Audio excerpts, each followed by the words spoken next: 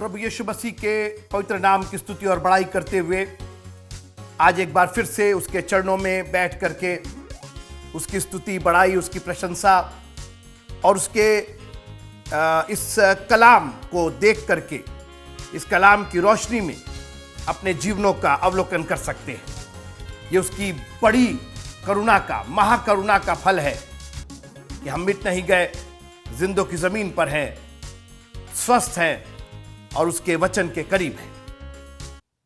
उत्पत्ति की पुस्तक उसका 37वां अध्याय, उत्पत्ति की पुस्तक उसका 37वां अध्याय, 37 chapter of Genesis and verse number 3। उत्पत्ति 37 अध्याय और उसका तीसरा पद। उत्पत्ति 37 और उसका तीसरा पद।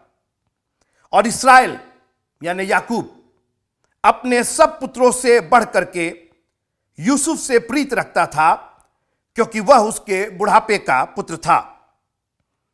इस बारे में हमने पिछले सप्ताह बात की। और अब चूंकि उसके बुढ़ापे का वो पुत्र था, योग्यता उसने मेंटेन की थी, अपने आप को एलिजिबल बनाया था, अपने आप को योग्य बनाया था उसने, यूसुफ ने, ताकि वो अपने पिता की उस कमजोरी में, उस बुढ़ापे में एक योग्य पुत्र रह सके। इसलिए और उसने उसके लिए रंग बिरंगा अंगरखा बनवाया।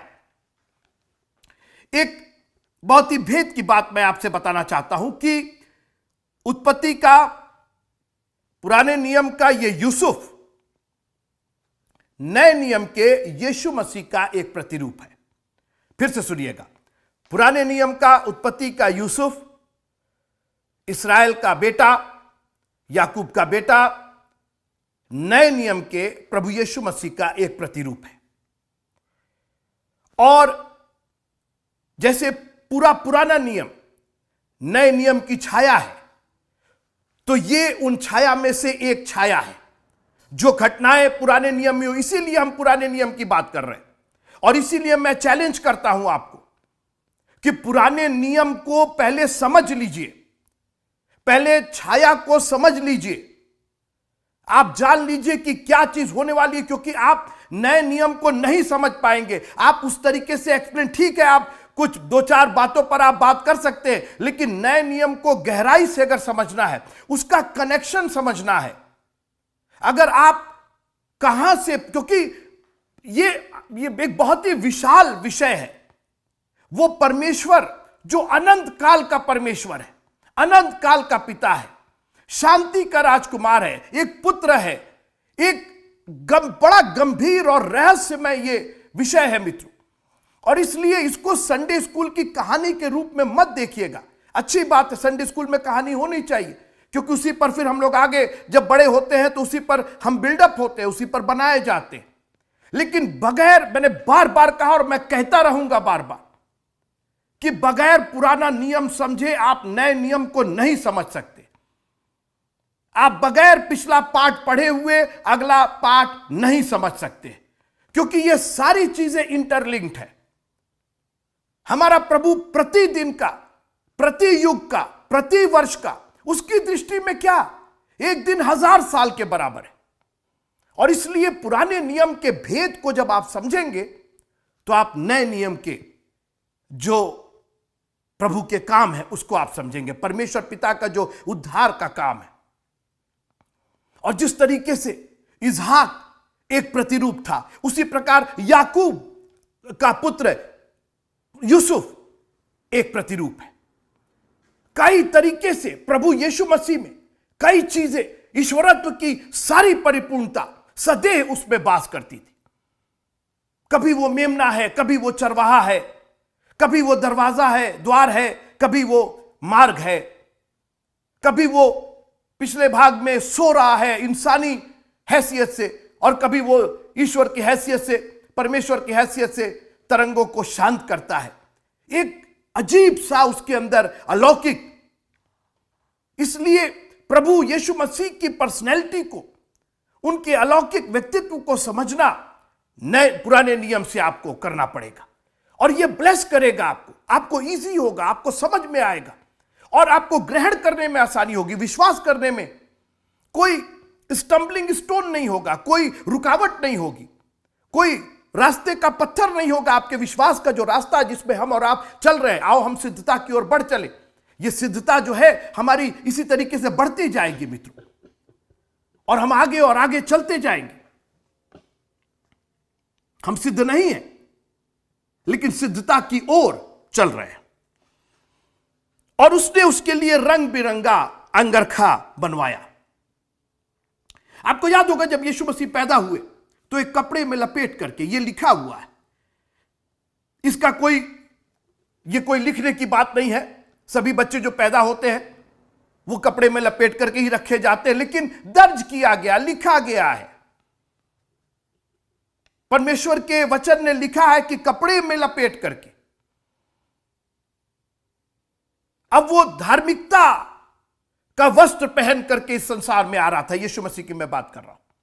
और यहां पर यूसुफ को, जब मैंने कहा यूसुफ एक प्रतिरूप है, जो चीजें होने वाली थी उस वक्त के लोगों को नहीं समझ में आ रहा था। यह कहानी किससे नहीं है, सिर्फ यह प्रभु की योजना में चल रहा है। आपको याद होगा मैंने उत्पत्ति की कई एक बातें आपको प्रभु की योजना के बारे में बताया जो नए नियम में पूरी हो रही थी। और यह अंगरखा रंग बिरंगा था, सतरंगा ऐसा नहीं लिखा है। इसमें नूह के समय जो धनुष निकला था वो तो 7 रंग के होते हैं, लेकिन यहां पर यह रंग बिरंगा, हो सकता 7 रंग हो सकता 10 रंग हो सकता भी, आई डोंट नो, लेकिन यह तय था कि यह व्हाइट नहीं था, यह सिर्फ एक रंग नहीं था, इसमें कई रंग मिले हुए थे। और ध्यान से सुनिएगा कि यही अंगरखा एक बलिदान को दिखाता है। वो वचन देहधारी हुआ, काहे के लिए? ताकि अपना बलिदान दे, उसके लहू बहाने से। उसने अपना लहू दे करके एक ही बार उसने बलिदान किया ताकि हम सब उस उद्धार को प्राप्त कर सके जिसकी योजना प्रभु ने बागे अदन से बना के रखी थी।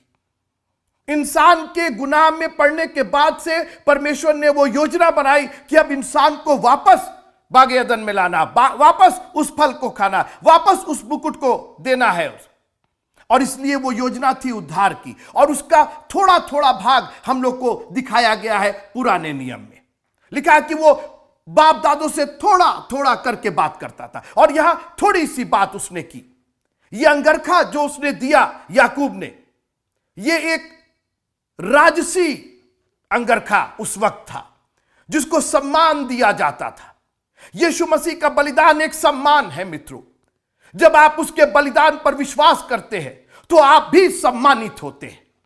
यीशु मसीह का बलिदान यह नहीं था कि उनको ले आकर के मार दिया तो हम लोग रोए और मुंह छिपाए और हम लोग डर, ये तो चेले कर रहे थे डर के मारे। अरे सम्मान है ये कि एक ही बार परमेश्वर के मेमने ने अपना लहू बहा करके जिस जगह पर हम और आप पहुंच नहीं सकते थे, मैं उस होली ऑफ होलीज की बात कर रहा हूं, मैं उस पवित्र के पवित्रों की बात कर रहा हूं जो पर्दे से ढका हुआ था मंदिर के।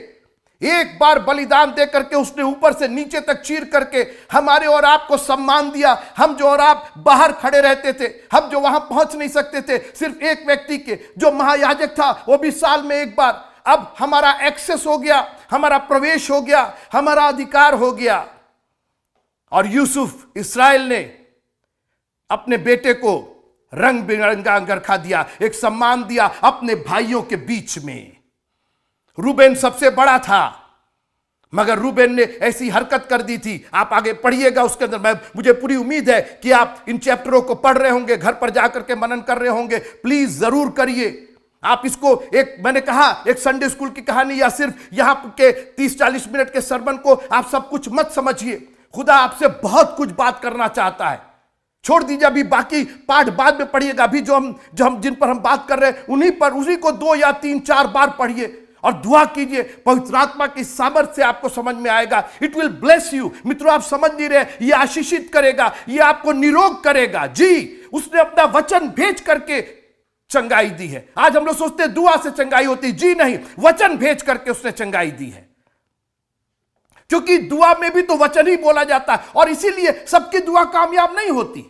हमने एक बार बात की थी कि वही दुआ की जाए जो सुनी जाए। तो क्या सुनी जाती? परमेश्वर को अपना वचन ही समझ में आता है। जब दुआ वचन के द्वारा की जाती है तो वो दुआ कामयाब होती है। और जब आप ये वचन सुन रहे हैं, यही दुआ है, क्योंकि उसने अपना वचन भेज करके चंगाई दी। एक सूबेदार चला आया, कहने लगा मेरी छत लायक नहीं है कि आपको ग्रहण कर सके, आप कह दीजिए, यहां से वचन दे दीजिए। मित्रों, बड़ी ताकत है। आज हम निरोग इसलिए नहीं है, आज हम रोगी इसलिए है कि वचन की अवहेलना की है। हम लोग सोचते हैं कि ये तो बाइबल है, केवल एक किताब है पढ़ना। अरे क्या बात कर रहे हैं? It God is talking to us. परमेश्वर बात करता है इससे। और परमेश्वर की बातचीत को आप वन वे मत कीजिए। परमेश्वर बोला चला जा रहा है, हेलो हेलो किया जा रहा है, बातचीत कर रहा है एक तरफ, और आप कान में लगाए हुए हैं और आप कुछ बोल ही नहीं रहे इधर से। और या तो आपने फोन को नीचे रख दिया, परमेश्वर, या तो आपने काट दिया, you hung up on him. और आपको मालूम है फोन काटना कितनी गंदी बात होती है। कोई आपसे बात कर रहा है और आप वहां से उठ करके चले जाए, आप इग्नोर करके चले जाए। आज जब परमेश्वर का वचन प्रचारित किया जाता है तो 50 बार बाहर आते हैं और जाते हैं। क्यों? परमेश्वर के वचन। क्योंकि शैतान नहीं चाहता कि आप अपने पिता से बात करें। आपको कुछ ना कुछ, ये जरूरत हो गई, वो जरूरत हो गई, बाथरूम जाना है तो बाहर जाना है तो फलाना है। मित्रों, करिए आप अवहेलना। आपके जिंदगी में, आपके परिवार में, आपके जीवन में, आपके शरीर में संकट और मुसीबत आते रहेंगे। परमेश्वर के वचन को बहुत गंभीरता के साथ। Thank you Jesus. प्रभु तेरा धन्यवाद हो इस वचन के लिए जिसको भेज करके आपने निरोग किया। मुझे मालूम है, मेरे एक फ्रेंड थे और उनको कैंसर हो गया था।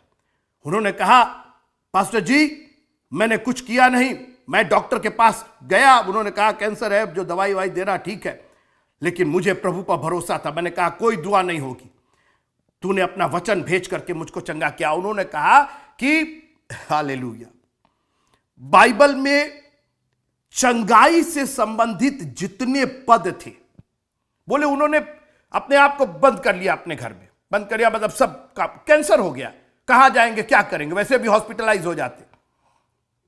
उन्होंने कहा मैंने अपने आप को दुनिया से कट ऑफ करके और परमेश्वर के वचन को, एक एक वचन को निकाला, मैंने अलग डायरी में लिखा जो चंगाई से संबंधित थे। जितनी चंगाई से संबंधित पद थे सब उन्होंने लिखा, कई 100 पद थे। और बोले रोज रोज रोज रोज, सुबह दोपहर शाम, सुबह दोपहर शाम, सुबह दोपहर शाम। बोले 1 महीने के बाद टेस्ट के लिए गया, 0 निकला, 0 कैंसर। आज एक चर्च के, बहुत बड़े चर्च के पास्टर है। ये रंग बिरंगा अंगरखा एक वचन देधारी हुआ, वो रंग बिरंगे अंगरखे के साथ। अभी सुनते रहिएगा, इस अंगरखे की बड़ी अनोखी कहानी है। ये सम्मान की कहानी है, ये अधिकार की कहानी है, ये चंगाई की कहानी है। इन रंगों में चंगाई है, अधिकार है। और हुआ क्या? जब भाइयों ने देखा कि प्रीत रखता है अंगरखा बना करके, और अंगरखा जो था वो सिर्फ एक ऊपर का नहीं था, वो पूरा फुल एक पूरा रोब था, एक पूरा उसको ढक लेने वाला। जिन्होंने रिसर्च किया है वो बताते हैं कि वो एक सीवन का सिया हुआ था, ऊपर से नीचे तक बहुत अनोखा था। और इसीलिए बाइबल ने दर्ज किया है। वो मामूली, अरे भाई कपड़े तो उसको देता ही होगा, लेकिन अंगरखा सिलवाया, ये एक स्पेशल था, उसको अपॉइंट किया। अधिकार अभी से शुरू हो गया। मैंने बात की थी, क्योंकि यूसुफ अपने बुढ़ापे के बाप का बेटा था, योग्य बेटा था। उस बुढ़ापे में वो योग्य बना हुआ था और अधिकार अब मिलना शुरू हो गया था। अंगरखा ये दिखा रहा था कि अब यही घर का मालिक है, अब यही इस वंश का मालिक है। अब इसी पर याकूब की, 1 मिनट, इसी पर अब्राहम की आशीष, इसी पर इजहाक की आशीष और इसी पर याकूब की आशीष आगे आने वाली है। Praise the Lord. मैं इस अंगरखे के बारे में थोड़ी सी बात करना चाहता हूं। मेरे साथ आइए, फिलिपियों की पत्री। मैंने कहा ना, पुराने नियम से ही आप समझ पाएंगे नए नियम को। फिलिपियों की पत्री, फिलिपियों, उसका दूसरा अध्याय क्या था। इस रंग बिरंगे अंगरखे में कौन कौन से रंग थे मैं दिखाना चाहता हूं। फिलिपियों, यह सिर्फ लाल पीला नीला हरा, यह सिर्फ एक वस्त्र नहीं था मित्रों, वो एक मीनिंग लिए हुए था, उसका मतलब था, वो अर्थ लिए हुए था। जब उसके भाई देखते थे तो खौफ खाते थे, जलन से भर गए थे, इतने जल गए कि उससे बात नहीं करते थे। फिलिपियों की पत्री उसका दूसरा अध्याय और 5वीं आयत से, परमेश्वर ने जगत से ऐसा प्रेम किया, यूहन्ना 3:16, परमेश्वर ने जगत से ऐसा प्रेम किया कि उसने अपना एक लौता पुत्र दे दिया। यूसुफ एक लौता पुत्र, जो एक लौता पुत्र का मतलब पुत्र बहुत थे, लेकिन वो एक ऐसा पुत्र जो आज्ञाकारी, जो योग्य, सब भाइयों में योग्य, बड़ा, जो वास्तव में जिसका बर्थ राइट था, जो बड़ा रूबेन था, उसने तो खो दिया अपना बर्थ राइट। एसाव ने जैसे खो दिया, तुच्छ जाना, लेकिन ये वचन देहधारी होकर के एक बालक के रूप में, एक बेटे के रूप में हमें एक पुत्र दिया गया, प्रभुता उसके कांधों पर होगी। और अब आइए, ये अंगरखा जो यीशु मसीह लेकर के आए, जो अंगरखा, जो वस्त्र वो पहनते थे, सुनिए क्या था वो वस्त्र। जैसा मसीह यीशु का स्वभाव था वैसा ही तुम्हारा स्वभाव हो। तुम्हारी आंखें वैसी हो या ना हो, तुम्हारी नाक वैसी हो या ना हो। आज हम लोग परेशान हैं कि हमारी टेढ़ी नाक थोड़ी सीधी हो जाए, एक नथनी पहन ले, उसमें थोड़ा चेहरा और खूबसूरत हो जाए, एक तो यहां लगा ले, एक वहां लगा ले, कुछ आंख पर लगा ले, चेहरे को, शरीर को ये रंग का पहन ले, वो रंग पर। स्वभाव किसी कोई नहीं बदलना चाहता, स्वभाव, और बड़े शान से भाई यही मेरा स्वभाव है, ऐसे ही मेरा स्वभाव है। क्या बोल रहे हैं आप? आपका स्वभाव मसीह यीशु वाला स्वभाव होना चाहिए। अब मैं आ रहा हूं, मैं उस रंग बिरंगे अंगरखे के रंगों के बारे में बात करना चाह रहा हूं। वो तो एक कपड़े के रूप में दिखाई दे रहा था, लेकिन वास्तव में उस रंग में क्या भरा था, वो क्या रंग सिग्निफाइज कर रहे थे, वो क्या मतलब थे, उन रंग बिरंगों का मतलब क्या था। सुनिए, जैसा मसीह यीशु का स्वभाव था वैसे ही तुम्हारा स्वभाव हो। दुआ कीजिए, प्रभु मेरी नाक, मेरी आंख, मेरी शक्ल ऐसी हो या वैसी ना हो, लेकिन मेरा स्वभाव तेरे जैसा होना चाहिए। आज हम लोग इमिटेट करना चाहते हैं, इस हीरोइन के समान, उस हीरो के समान, इसके समान, उसके समान हम दिखने लगे। कौन अपने स्वभाव को बदलना चाहेगा? स्वभाव बिल्कुल नहीं बदला है, स्वभाव वैसे ही का वैसे ही, पुराना स्वभाव। काश की मसीह यीशु का स्वभाव हमारे में हो जाए। सुनते रहिए, क्या था स्वभाव। अब 6वें अध्याय से उस स्वभाव के बारे में, उस अंगरखे के रंगों के बारे में बातचीत हो रही है। जिसने परमेश्वर के स्वरूप में होकर के भी परमेश्वर के तुल्य होने को अपने वश में रखने की वस्तु ना समझा। परमेश्वर के तुल्य, इट वॉज गॉड हिमसेल्फ। इतनी बड़ी अथॉरिटी, आज हम लोग अथॉरिटी के लिए परेशान हैं। किसको आगे बढ़ाया जाएगा, किसको बोला जाएगा, किसको कहा जाएगा, हमको कोई पूछता नहीं है। जैसा मसीह यीशु का स्वभाव था, काश की नम्रता और दीनता। बाइबल कहती है कि तेरा राजा एक गधी पर, एक लादू पर दीनहीन होकर के चला आ रहा है। यह स्वभाव था, दीनता का स्वभाव था। अभी आगे एक बार फिर से उसको एक्सप्लेन किया है, और आगे लिखा, वरन अपने आप को ऐसा शून्य कर दिया। अब बोलिए, शून्य में तो और कुछ जगह ही नहीं है, ना 1 किया ना माइनस किया, 0 कर दिया। अंग्रेजी में बहुत अच्छा लिखा है कि has left himself of no reputation. आज हम लोग मरे जाते हैं, मेरे को नहीं पूछा, मेरे को नहीं किया, मेरे को बिशप साहब ने मेरी सराहना नहीं की, मेरा नाम नहीं लिया, मेरे को नहीं किया। अरे कर क्या रहे हैं? मसीह यीशु का स्वभाव तो 0 स्वभाव था। दीनता इतनी भरी हुई थी कि घमंड तो 0 था। अपने कोई पूछे ना पूछे, लिखा है कि वो मनुष्यों का तुच्छ जाना हुआ। आगे सुनिए, और दास का स्वरूप धारण किया। आज सब मालिक बनना चाहते हैं, सबको मालिक बनने का बड़ा शौक है, लेकिन मसीह यीशु के स्वभाव में दास का स्वरूप, अपने मालिक की आज्ञा मानने वाला, हम परमेश्वर, हमको बिशप मत कहिए, हमको परमेश्वर का दास कहिए। I would rather have that. ठीक है, चर्च ने एक टाइटल दिया है, वो टाइटल अपनी जगह है, लेकिन वास्तव में मैं प्रभु का दास बनकर रहना चाहता हूं। मैं नम्र और दीन, और मैं जीरो, मुझे कोई रेपुटेशन नहीं चाहिए। मत पूछिए मेरे को, मत सलाम कीजिए मेरे को, लेकिन मसीह यीशु का स्वभाव बना रहे। ये वो अंगरखा था मित्रों, अपने भाइयों में प्रतिष्ठित कर दिया वो अंगरखा दे करके। और आप देखिए, जितना ये नम्र हो रहा है, ये परमेश्वर का पुत्र जितना नम्र हो रहा है, इस स्वभाव में जितनी नम्रता आ रही है, वो उतना ही ऊपर उठता चला जा रहा है। आप समझ नहीं रहे, ये परमेश्वर का विधान है। जितने आप नम्र होंगे, जितने आप नीचे होंगे, जितना आप फर्श पर बैठ के, घुटने के बल पर बैठ करके दुआ करेंगे, मैं सच बता रहा हूं आपको।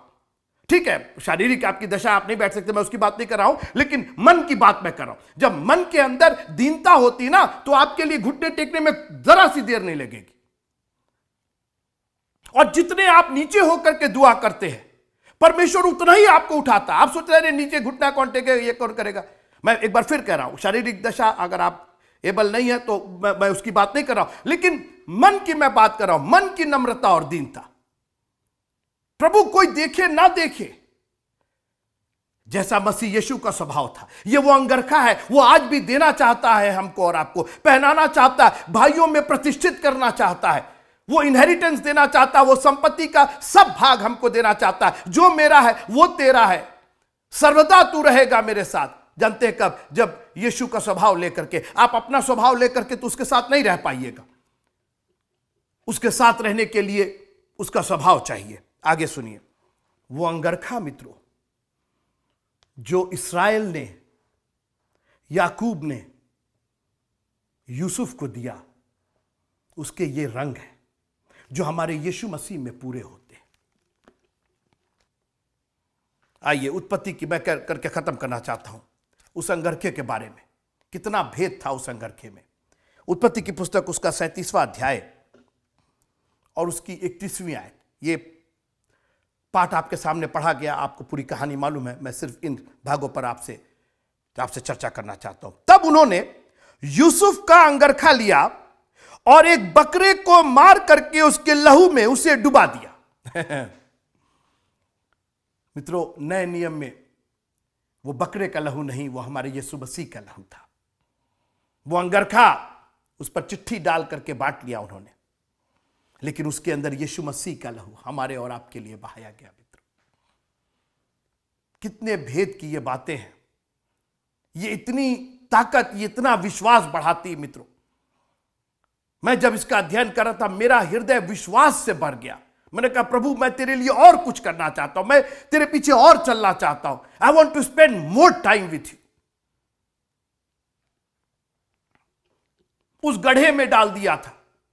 ये यीशु मसीह की कब्र थी, और सोचे कि उस कपड़े को लेकर के हम लोग बांट लेंगे, लेकिन वही कपड़ा मित्रों बलिदान का कपड़ा बन गया। क्या हुआ? आगे पढ़ते हैं। तब उन्होंने रंग बिरंगे अंगरखे को अपने पिता के पास भेजकर कहला दिया कि यह हमको मिला है, सो देखकर पहचान कि यह तेरे पुत्र का अंगरखा है कि नहीं। उसने उसको पहचान लिया और कहा, हां, यह मेरे ही पुत्र का अंगरखा है। अब यह अंगरखा एक बलिदान का अंगरखा हो जाता, सुनते रहिए, और उस पर लहू लगा हुआ था। नए नियम में यीशु मसीह अपना लहू बहाते हैं। तस्दीक होनी थी पिता से।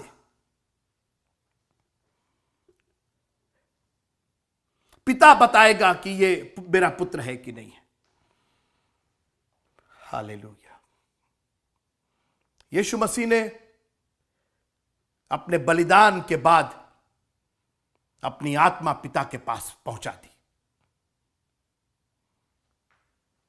मैं अपनी आत्मा तेरे हाथों में सौंपता हूं, पहचान, मेरे अंगरखे को पहचान, लहू लगा है इसके ऊपर, मैंने बलिदान दे दिया है समस्त जाति के लिए, संसार के पापियों के लिए मैंने अपनी जान दी है, मैंने अपना बलिदान दिया है, अपना लहू बहाया है। पहचान, हे पिता इसे पहचान, माफ कर इनको, अब इनको एक्सेस दे दे, इनको हियाव दे दे, अधिकार दे दे ताकि ये उस स्थान पर पहुंच जाए। तुम परमेश्वर पर विश्वास करते हो, मुझ पर भी करो। परमेश्वर ने मेरे बलिदान को ग्रहण किया है।